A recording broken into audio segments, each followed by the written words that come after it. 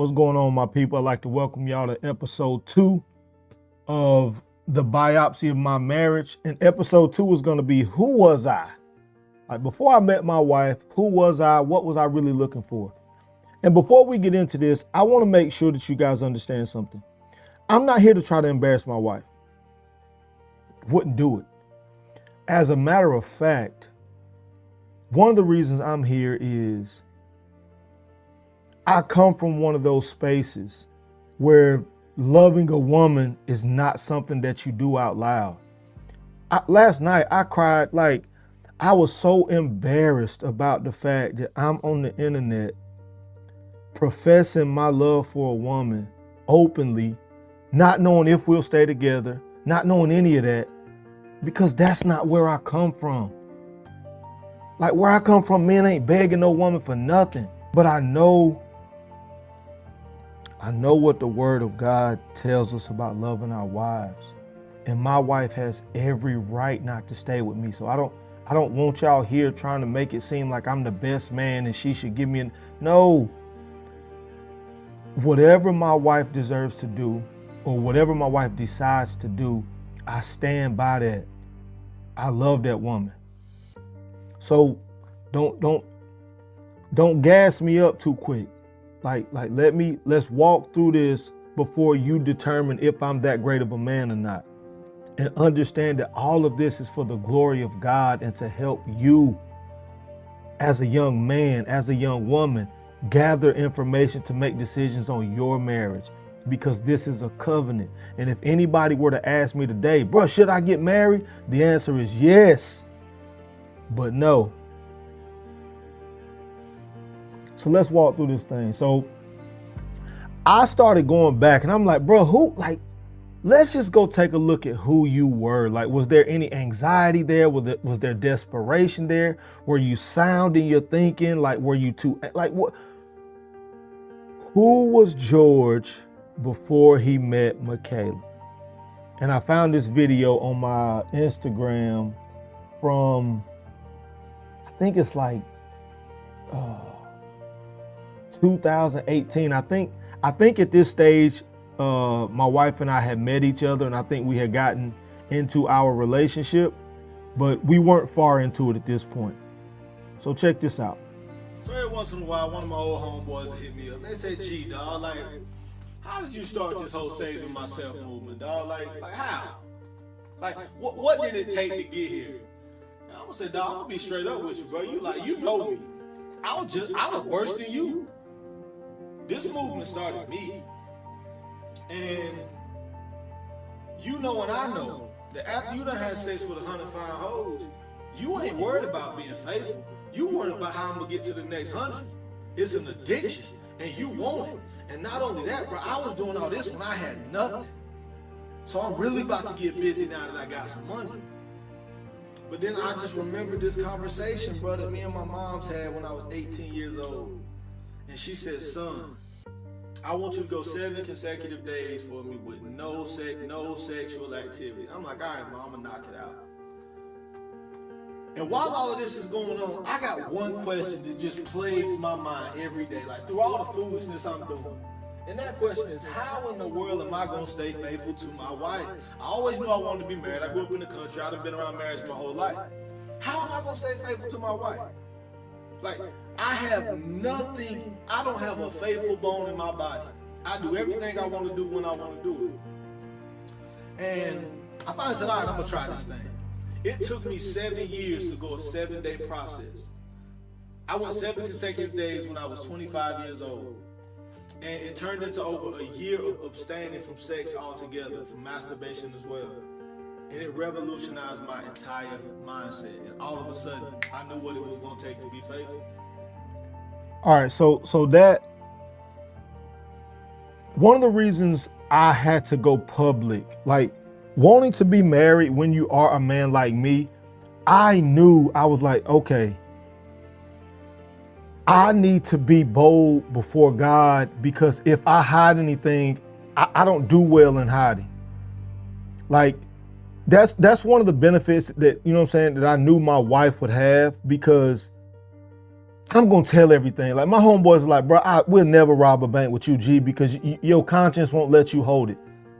So the issue for me was always going to be, how do I remove certain triggers and how do I keep myself in the space where I don't even get triggered?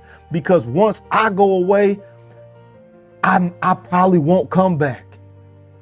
So I had to be open, I had to be honest, and I had to be upfront with my girl, because I was like, hey, I need you to know who I am. I don't want you coming into this thing pretending. I don't want any of that. Like, that's why when I introduced myself to her, the first time I spoke to her, I just sent the waving emoji. I was like, I ain't even trying to shoot no cute lines to you. I want this thing to be as vanilla ice cream and as organic as it can be. I am here to sober you about how hard being with me would be if you choose to. So when I wrote my first book, Strong Boys, Fragile Men, like, it was, I gave her a copy. I gave one copy to my pastor, and I gave a copy to my then girlfriend and wife. And I was like, hey, listen to me. I need you to know what you're getting yourself into. I'm not trying to hide.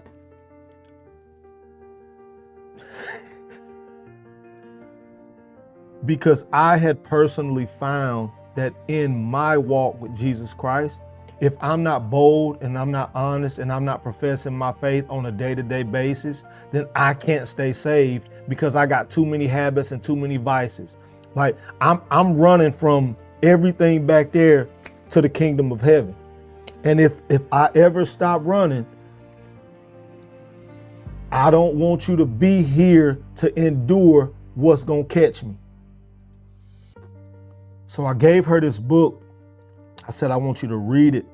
I want you to go through this book. And then I want you to come back to me. And I want you to tell me if I'm the type of man that you believe you want to be in relationship with. If not, I understand it. I ain't mad at nobody about nothing. And when my girl read that book, she was like, not only do I want to be with a man like you that's bold and confident, my hope and my goal is that you can help me and my friend write a book that we have about the testimony that God has brought us out of. So me and my wife connected on purpose and ministry. Now she is as fine as wine, don't get it twisted. But we connected on something deeper than anything that anybody could have tried to convince or talk us out of. And that's why we continue down the path. Because her daddy told, the first time I met her pops, matter of fact, this is episode 3, so that'll be the next episode.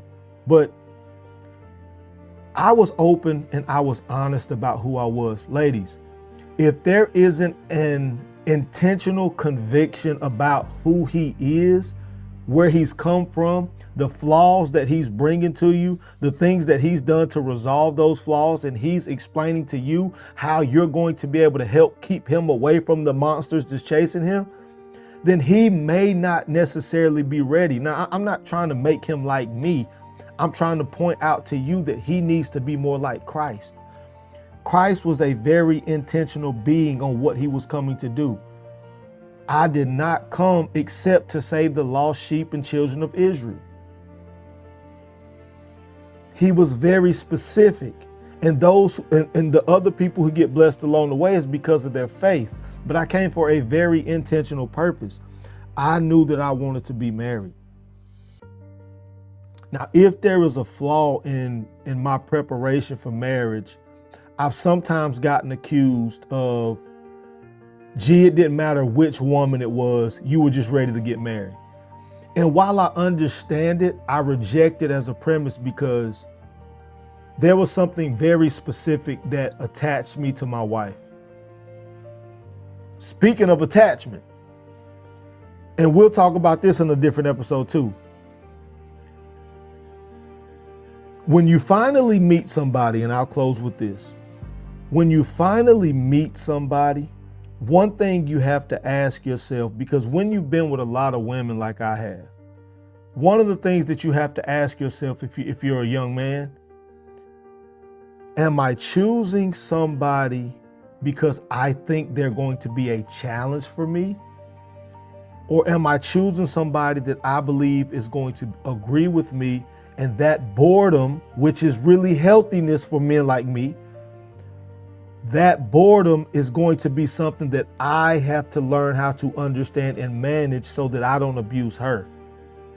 But sometimes, fellas, when we get that woman that's exciting to us, we put ourselves in a position to abuse ourselves, and we don't realize that. So we have to be honest and truthful and knowledgeable about why we're going into what we're going into, because our desires for the women that are going to give us a fun time and keep us on our toes, if they don't have the conviction to not confuse or abuse us, then we can be putting ourselves in a tough situation, because everybody doesn't have the same perspective. Everybody doesn't have the same motive. And in understanding these things, this is where we really begin to work out the initial framework for marriage. And the last point I'll make is this. Everybody should get a prenup before they get married. I don't care if all you have is a pack of Skittles. You bring them Skittles and you pour them out on the table and you say, hey, the red Skittles are non-negotiable. Every red Skittle in this pack is mine. I'm keeping it for myself, and I don't care how you feel about that. And then they say, well, I like red Skittles. And you say, well, if you like red Skittles, then you're going to have to get your own pack, because these red Skittles right here, they belong to me. And I don't even want your red Skittles. I respect that. Then you say that the yellow joints and the orange joint, we can, matter of fact, you can have the yellow ones.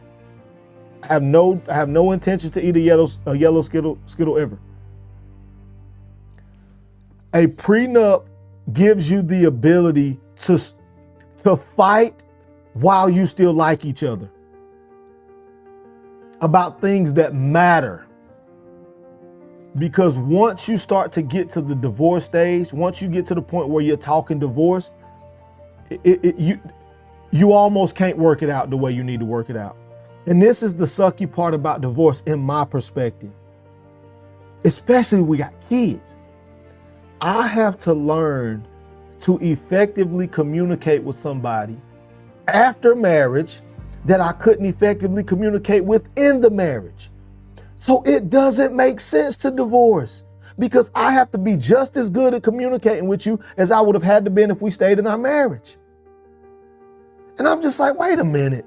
If me and you got to figure out how to talk to each other, how to like each other, how to be amicable to one another so that our kids can have a healthy, functioning life, then why wouldn't I just push for the optimal result for my little girls and figure out how to fight to love you well in this marriage so that they can see the affections towards you? Because in my estimation, the greatest thing that I could do for my children is to love you well. But that's just my opinion. Y'all be blessed. I'll see y'all in episode 3.